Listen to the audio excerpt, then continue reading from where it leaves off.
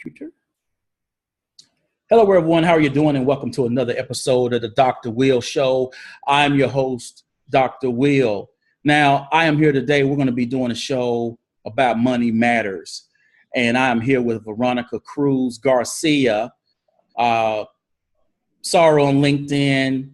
Great information. So I do, as I always do with people, I stalk them on YouTube and I check out the videos they've done, the interviews, right?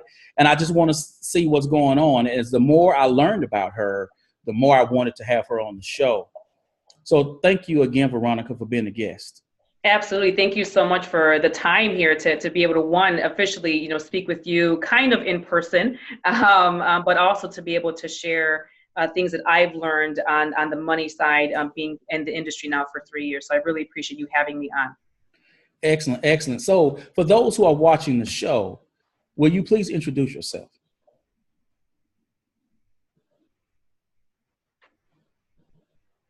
Did you hear me?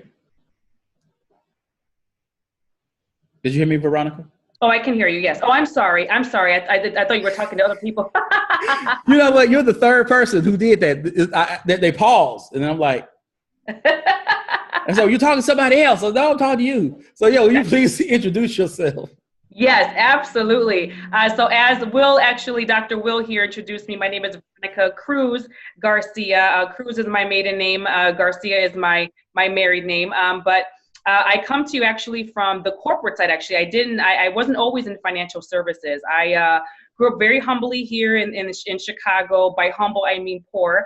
And a welfare kid doing a lot without a lot of nothing. Let's just say that. And I just realized, growing up in that type of environment, that I wanted to do more than my parents were ever able to do for themselves. And so, I just decided to embark in different opportunities. I ended up getting my master's degree in general management while I was working for the Chicago Transit Authority.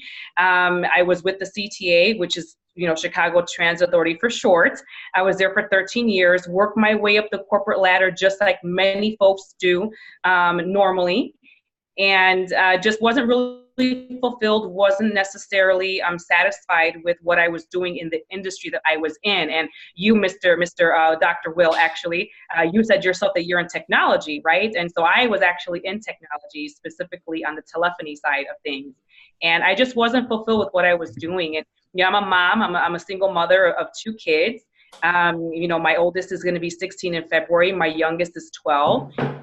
I just wanted something more for them. And so I realized that there are certain industries out there that really need people to go out there and educate. And I've always had this passion for educating people, just never had the platform to do so. And so when I was introduced to the financial services and insurance industry in the platform that I'm in, I was able to go out there and do that. And just knowing that I'm able to give back to my community, know that I can go out there and add value to everyone out there, regardless of race, nationality, ethnicity, social economic status. I can go out there and just simply add value to people in the form of financial education. So that's a little bit about me and my background, specifically of why I decided to embark on financial services. Awesome. So you went there. You kind of took away my number one question, but I'm still going to ask you the question. And what I find interesting is, and we'll be talking about him, later on in the show. But again, as I'm watching these YouTube videos in the morning, and YouTube loves to recommend things, and I saw, Patrick Bet David pop up, and I watched him go to Harvard to this business program they had for entrepreneurs who make a certain amount of money. And he was talking about experiences. And while other people lived in the dorms, this cat rolled up with a bus that he lived in during that program. I was like, yes, okay, here's another level right there. And the way he talks about business, and I had someone else on my show, Bari A. Williams, who is head of business operations for StubHub and used to work at Facebook. She talked about ownership a lot. And what we are missing as people of color in this country a lot more of is ownership. Working for someone is great, but owning is different. And part of ownership is making sure that your money matters are in shape. So I said all of that to ask you, what drew you to financial coaching and education? Great question. Well, I was in a transition period in my life. I was working for corporate 70, 80 hours a week. I was essentially making great money for someone who just works 40 hours a week, but I was literally working my way down to minimum wage. Okay. I feel like everything that I was doing was just to collect a paycheck rather than for a purpose, rather than to build something. I had always wanted to do more for my community, as I mentioned before, in the form of education, and financial services and insurance just so happened to be the industry that I was introduced to be able to give back to that very middle class family that I grew up with, back in the neighborhoods. The middle class has been unfortunately neglected for decades when it comes to financial education. And so when you find a need or a problem and you can provide a solution to that problem, which is, if it's money, everyone's looking for solutions when it relates to money, to be honest with you. And when you can find a solution to that problem, you can essentially establish a very sustainable and lucrative career. And so that's the reason why I chose financial coaching and planning specifically, because I can literally help what we consider to be, or most people may consider to be, the average person in America, that the average financial advisor or, the Merrill Lynch's and Charles Schwab's are not providing answers to those very questions that, our kind have, if that makes sense. It does. It does. I don't think they want my 45 a year. And you mentioned earlier that you're from Chicago. My wife is from Chicago. No way. As well. Awesome. Yes, she's from Cicero. Sweet. Yes, yes. I have a lot of clients in that area, actually. Awesome, awesome. Your parents are there. I'm not going to go there. Okay, so, what would you say is the golden rules for financial planning, specifically when people are thinking about their 20s, 30s, and 40s? Okay, so first and foremost, education. You have to know what your options are. You have to know that the same way that one would construct a brand new home, you have to have a great foundation. That's the same thing that applies when it comes to financial planning. You can't just do what others are doing. We all know what happened with the 401ks, and that's been a huge debacle since they were introduced. And that's a whole other conversation on a whole other podcast. But we all know how that story ends when you follow the wrong people. And I mean, look what happened in the last crash. People not planning properly, people not having the right answers to their questions about what's going on with their money. No one looking at their statements, no one paying attention, everyone just going to work, coming home, and then they lose half of their retirement and more than half, if not all, of their equity in their home. So it's not a matter of, you can't copy people. It's a matter of making sure you copy the right cat if you're going to copy anybody. When it comes to, your 20s and so on, and you just need to start saving somewhere. I think at this point, a lot of 20-something-year-olds are just working entry-level positions. They just graduated from college. They're barely making, a little bit above maybe minimum wage, depending on what their major was, if they're even working in the field that they actually received their degree in, which is another problem that we're having. But overall, establish an emergency fund. In your 20s, you want to at least have 3 months, maybe 6 months, depending on what your expenses are, what your responsibilities are.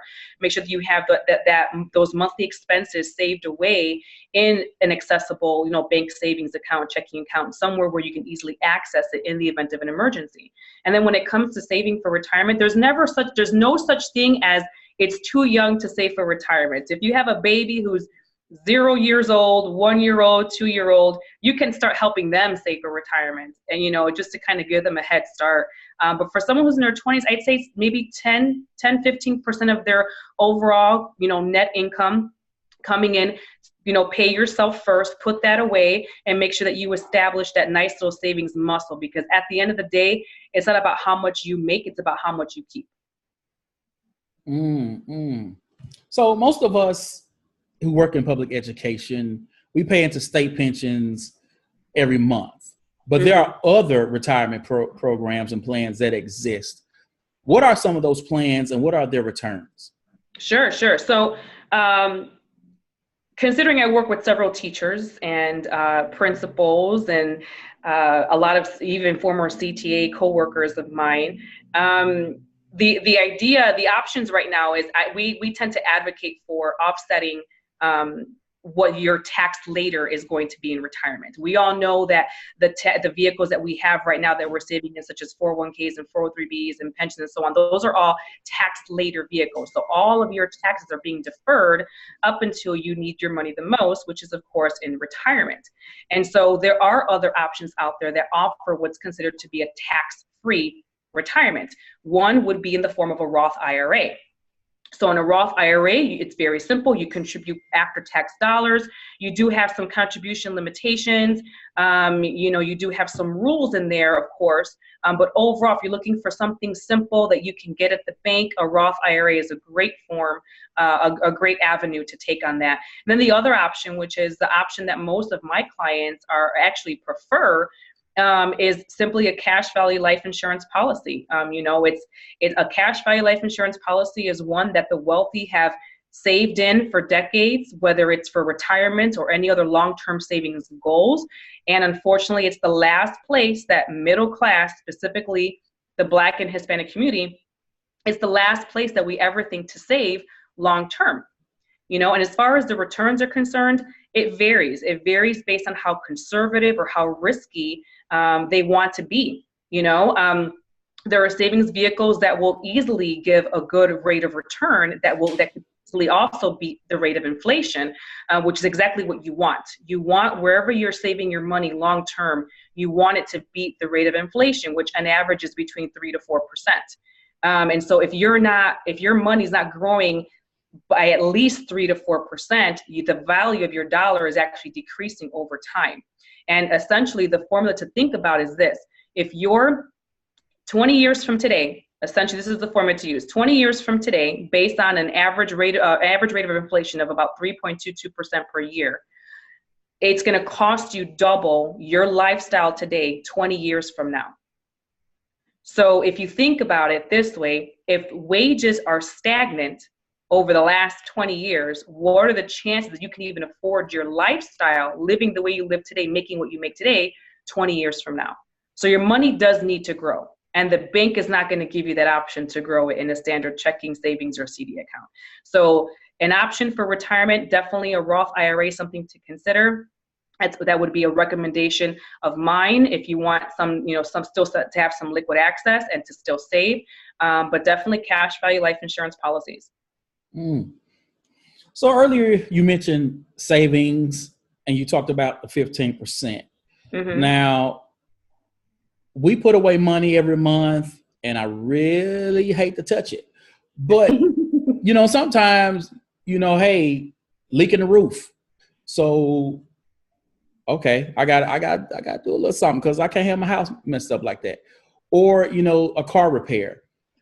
Now, what I don't like about that is I'm touching my savings instead of that money just sitting there.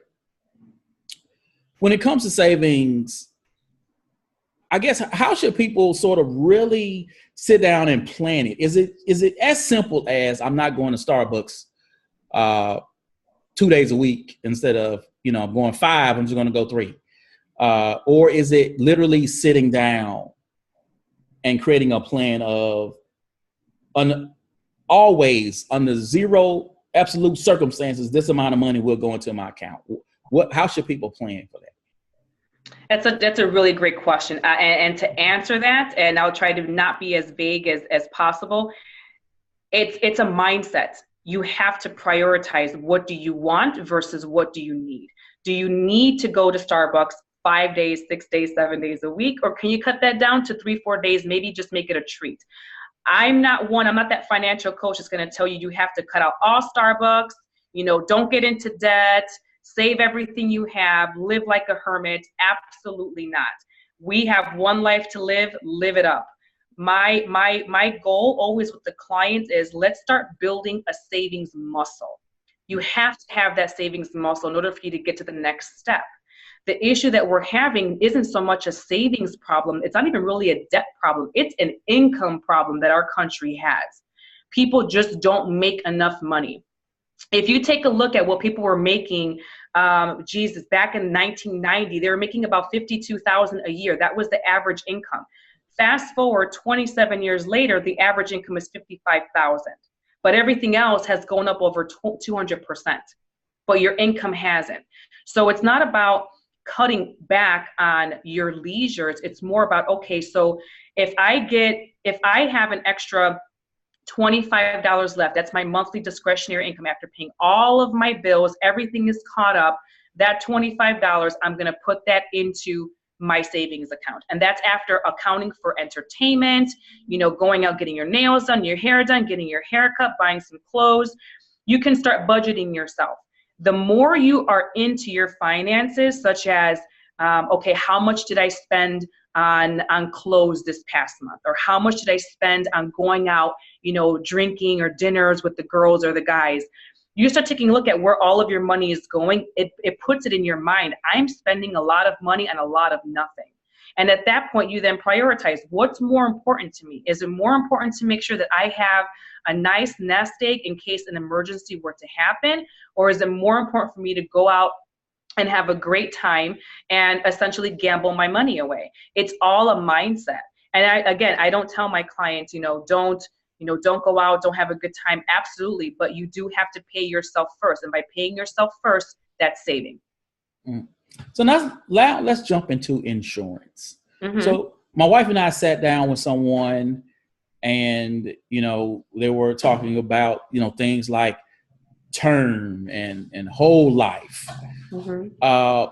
Please explain the difference between those different types of insurance, and how do you know if you have enough, right? Because when I told the guy, I said, look, I want my wife to be cool, right? I want her to be nice, but I don't want murder suspect insurance. So, like, how do you find that fine line between saying I want someone to be well taken care of versus something that may be over?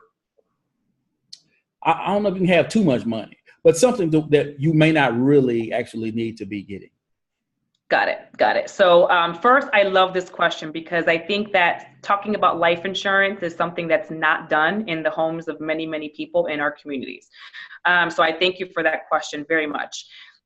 When it comes to life insurance, just like technology has evolved, so has life insurance. And in fact, most people think that term insurance came before whole life insurance. That's not accurate. Whole life came first, and whole life was actually introduced by the Presbyterian Church. So whole life came about. It's permanent. It's a permanent life insurance policy. It does build cash value. So that's the first difference. Okay, so permanent. As long as you're paying your premiums, the crediting strategy used is by dividends, which are determined by the board of directors of those particular carriers that offer the life insurance policies of whole life. Okay, when it comes to term life insurance expires. People don't like expiration dates. So term, just like whole life and other types of policies, they each have their place in this world, okay? Term, for one, is very cheap. So if I have a client that can only, after monthly discretionary income, saving some money, into their bank accounts, only has about $50 in discretionary income left, and we need to insure them, $300,000-$400,000, it's going to be a little tough to get a 30, 35, 40-year-old into a permanent policy with just, 40, 50 bucks. So that's a term life insurance all day. Okay. So term serves the purpose of it's a temporary need. The idea is not to keep that client in that term policy forever. It's more of, I need this life insurance. I need to protect my family in case I pass away. And I just need to have something right now. Another purpose for term insurance is, for example, you mentioned something earlier about real estate. When you purchase a home, you don't need $500,000 of permanent life insurance coverage to protect your mortgage in the event that you pass away and you don't want your family to have to move out of the house, okay, because they can't afford the payments on their own.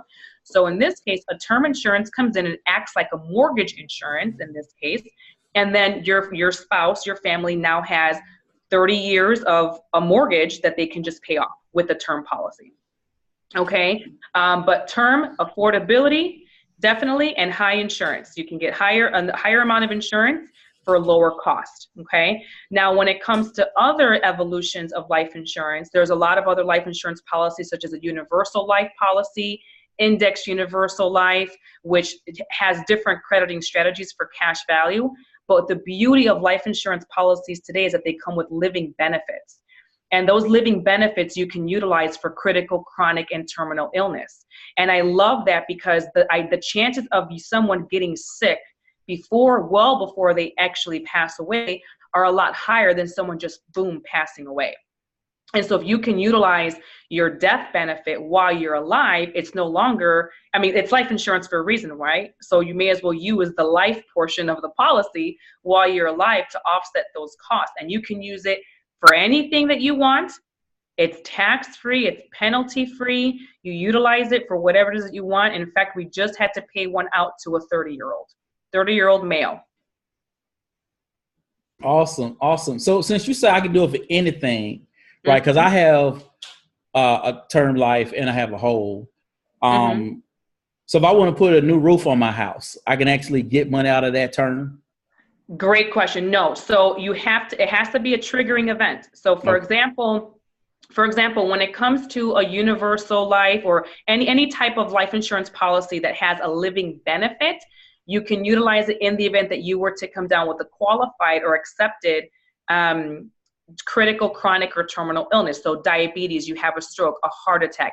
If you're unable to perform 2 of your 6 activities of daily living, you can draw from that benefit a portion, or if not all, depending on the carrier, the entire death benefit, and use it for whatever at that point that you want.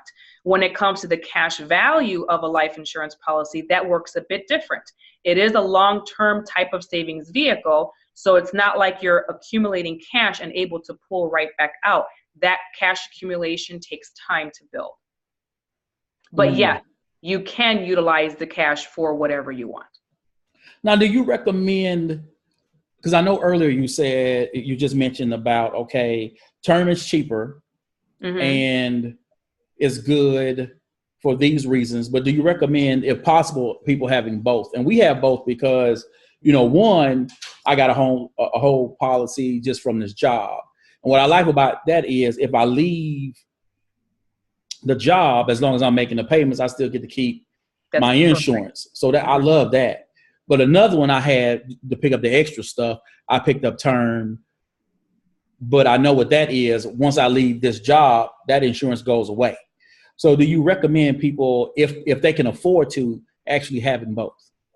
Absolutely. Absolutely, 100%. I have 4 policies. I have 4 life insurance policies. One that is, I have 2 for my boys, so they each have their own permanent policies. I think a lot of people fail to realize that children also need to have insurance. No one is guaranteed anything here in life. And so they do have insurance, and I have 2 policies myself. I have 1 term policy, and I also have an index universal life policy as well for the cash value benefits that it offers. So I myself, yes, I'm definitely a client of my business. Absolutely. If someone can afford it, to be quite honest, most times we do a lot of blending. And by blending, I mean, yes, we have a client that has term and a client that will have either whole life or universal or index universal, because 1, it's more cost effective most times than not. And 2nd, we want to make sure that our client, not so much for cash value purposes, but that we can secure their insurability at their current attained age. Because we all know term expires, and considering only 1% of all term policies ever pay out, it's very important to make sure that you have something permanent for later on. Okay, so now I have another insurance question for you, because our district works with this company, and when they sat down with us, the 2 policies that I have don't require any medical information whatsoever. But then they brought up another insurance option that said, okay, we, based upon your health, you'll be able to not only be insurable, but you'll be insured for this much. So will you speak please speak to those policies that do look into your medical background and whether they, I guess, see you as a safe bet for them to actually insure. Sure. So there are some carriers that offer what's called a simplified issue or a non-medical type of application. And by non-medical, they simply mean that they're looking at just the information that has been reported to the MIB, which is the Medical Information Bureau. They look at your prescription history to see what the risk is for you. Okay. Anyone with insurance knows that the riskier you are, the higher the cost is going to be for that particular person. So the difference between medical and non-medical is medical is you take a paramed exam. So a paramed technician comes out, they go in, they take some blood, they take some urine, they ask you some questions about your health, and then it goes into the underwriting process. So there are the two types. There are instances, of course, in which some carriers will offer, no history check on your medical issues. We're not going to check your MIB. We're not going to check your prescription history. But then you also have to see, okay, well, how much of a death benefit are they actually receiving for them not having to check into my medical records, my medical history? And a lot of times those death benefits are going to be very, very low. They'll barely cover the cost of your funeral expenses. All right, people, go get that insurance. All right, go leave here, get that insurance. Absolutely. So there are a lot of different financial products that exist, and investing is a way for people to grow their money. But for us who are educators, depending on where you live around the country and your years of experience and degrees, you can be making anywhere from $35,000 to $80,000, $90,000, but still $90,000 in New York, that's not the same as Right. $90,000 in Mississippi. Sure. So when people are at that type of financial range, 35 to 50,000 or a little above, how should they approach investing, and how should they go about building their retirement portfolio?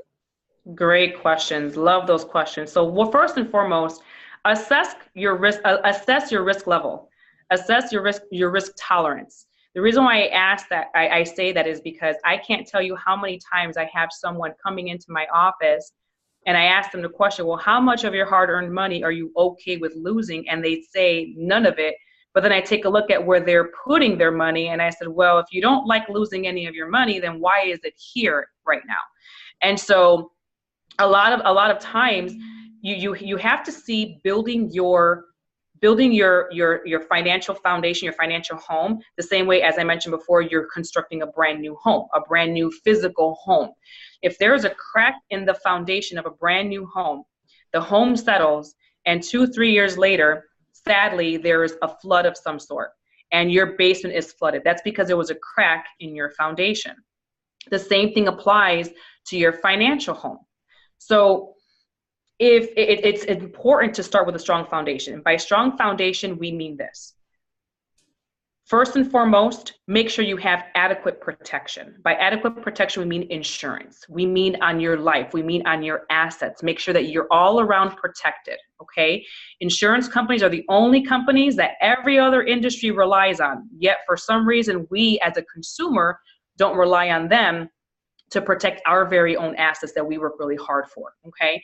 The second, of course, is building an emergency fund. Make sure you have a good nest egg that if you ever needed it, if you were not able to work for 3 to 6 months, if something happened to your health, if you lost your job, which happens more often than not these days, you have something that you can draw money from very quickly where you're not gonna be penalized, you're not gonna be taxed on it, it's your money in the bank, okay?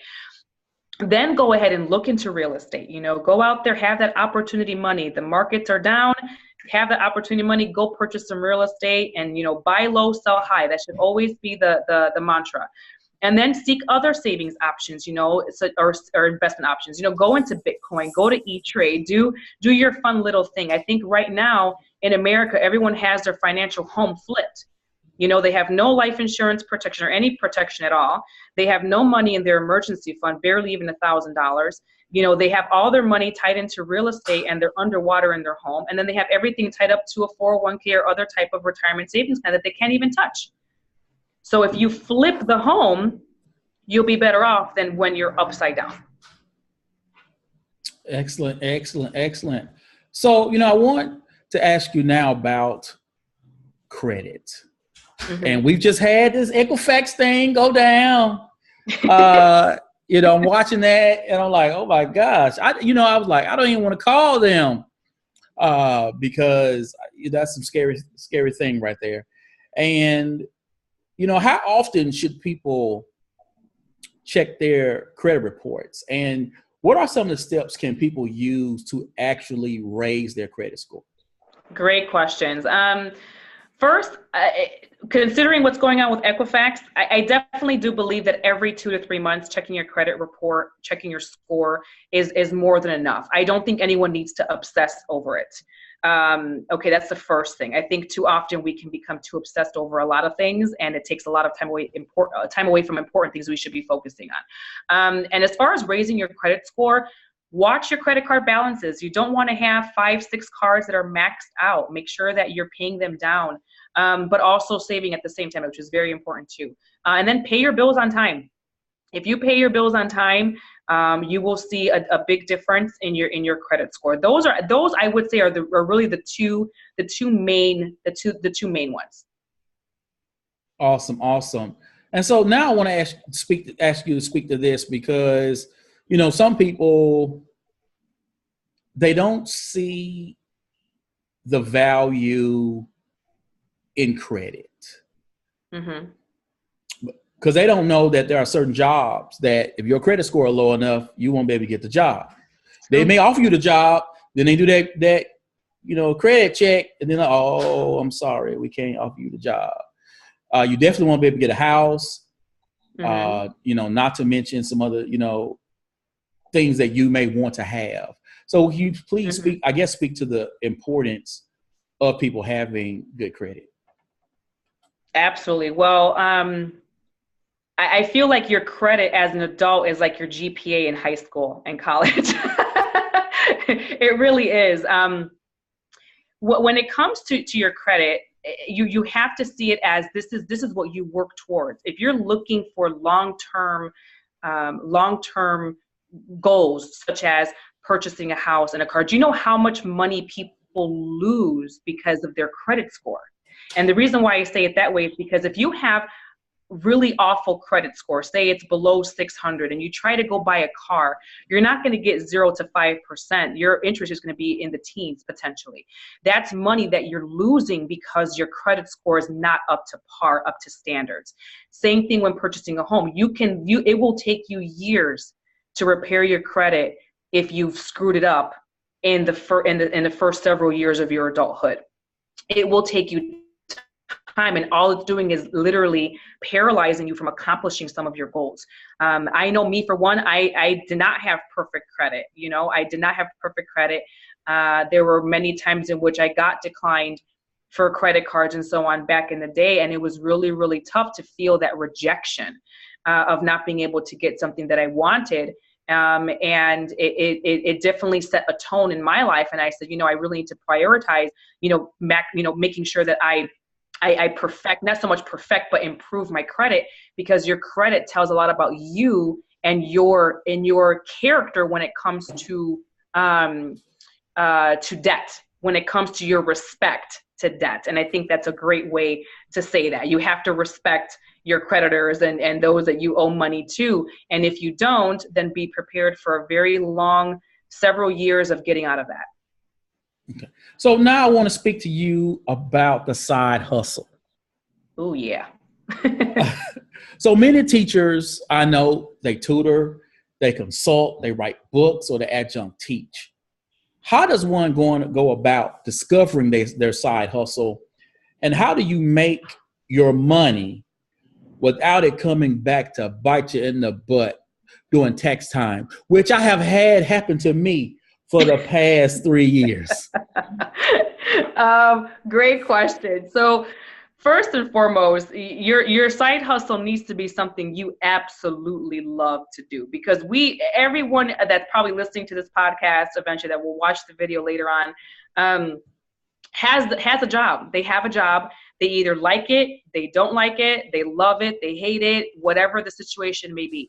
And your side hustle is something that is something that you truly love to do. It's in your heart of hearts. You dream about it. You think about it all the time. You look forward to doing it on the weekends and the evenings after work. Your side hustle needs to be something you truly love to do, even if it's a hobby that you can make money in. Okay.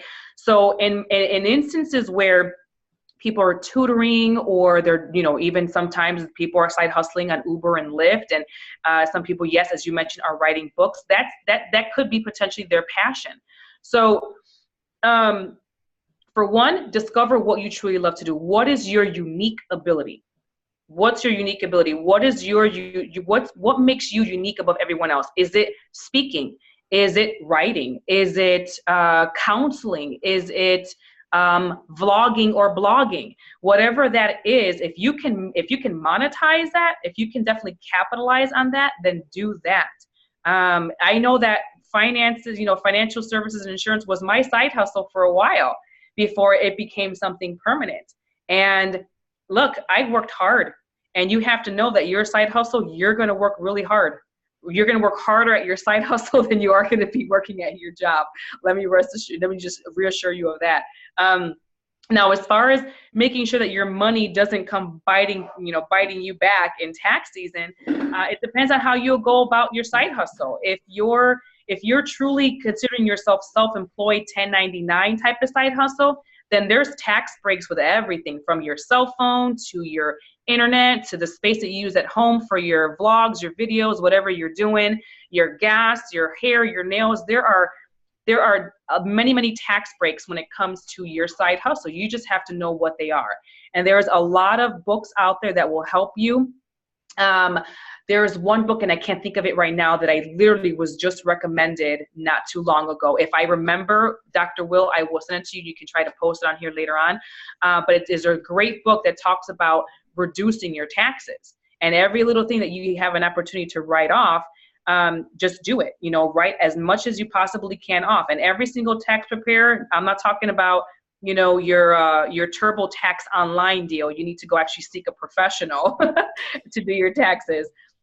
But they should know exactly what is a write-off and what is not, and up to what percentage is a write-off.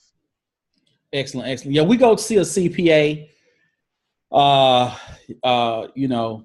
we got to get this thing right, particularly when, once we started this business with consulting, because I always make sure I get my 1099. And last year I ran into a situation where I was getting ready to file my taxes. I'm like, I'm getting kind of close. Where's my 1099? And I called up the university, and they said, well, we just wrote you a check. I said, I understand that, but I don't work for you. I need my 1099 because I need to do my taxes. And they got it to me. But I was like, and it was funny because, we don't have any children to write off. Mm-hmm. And the person was like, you see this 1099? This your child right here. This is going to help you write some stuff off right here. This 1099. That's right. So it was, I loved it. I still got bit though, because when you do these consulting gigs, unlike my regular job where they actually take payroll stuff out, they don't do anything. You get a $3,000 check and they take nothing out of that. So if you you're either yourself or have a bookkeeper or someone actually pay that money up front, you're going to have to pay that on the back end. Yes. And I pay my taxes now because Uncle Sam ain't playing. But it's still, it's one of those things. So you go like, whoo, you got to write that check. One time I looked at my wife, I was like, why are we married? I did say that for real, right in front of the CPA, because I'm looking at this thing going like, now if I was by myself, this would be one thing. But when you combine her income, my income, I said, no, I'm like, Uncle Sam, you do realize that that's gross money. This ain't what I bring home every. It's gross, isn't it? This ain't my net, brother. This is different. So, okay. So before we go, how did you meet Patrick Bet David, and what have you learned from him about making your money work for you? Awesome question. So Patrick happens to be one of my mentors who also mentored my mentor. And I came to meet him. Oh my gosh, we were at a conference about 3 years ago, and he's the CEO and founder of the independent organization that I'm a part of, that I'm affiliated with. And so I came to meet him at one of our conferences, and he had heard a lot about me in particular, and wanted to get to know me more. And so I got to meet him at one of our conferences, and then a few more times after that, he came out to Chicago to our Oak Brook office to do a couple mentoring sessions with some of the leadership in our office. And I was blessed to be part of that team of individuals, and just had overall great conversation with him, because he's one person, regardless of how much he's worth in the millions, he still takes time out of his day to mentor those who are reaching, or who aspire to reach those levels, those heights.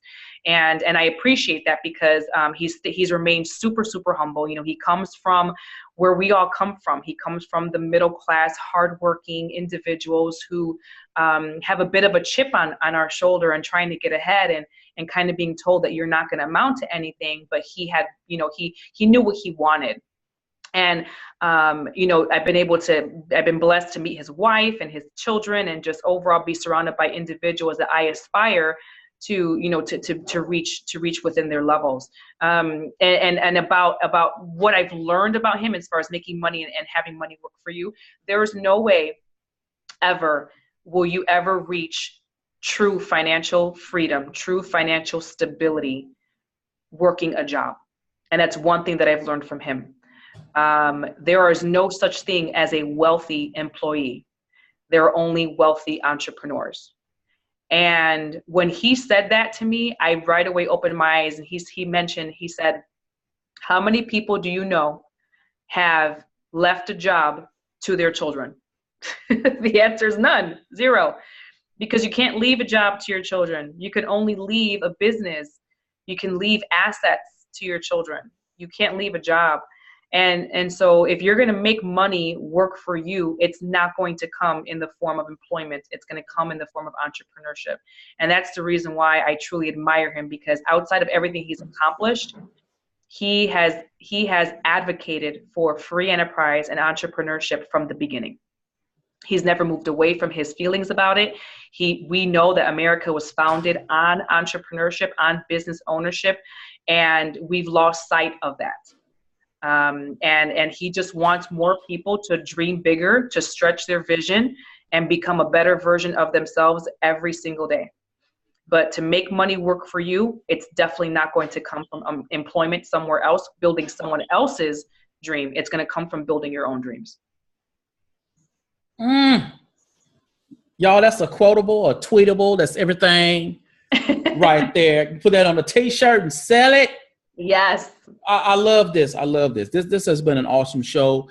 You have really today brought a lot of valuable information that I hope that the people who watch this podcast, who will listen to it on SoundCloud and iTunes, really take to it and really start to learn and start to educate themselves more about where they are financially and where they want to go. So again, Veronica, I want to thank you for being a guest on the show. Absolutely. Thank you for having me. You are welcome. So people, you know how I do this. All right. This is going up on my blog. This is going to be on iTunes and SoundCloud for those who like to work out. You got to commute in the morning. I'm also going to put this bad boy on LinkedIn. If you're not on LinkedIn, you got to get on LinkedIn. It is an awesome site to be. And Veronica's there too. And she drops her videos. And she did a clap back on some people the other day. I did. I was watching that as well. So people, as always, invest in you, eat you. Peace. Bye, guys.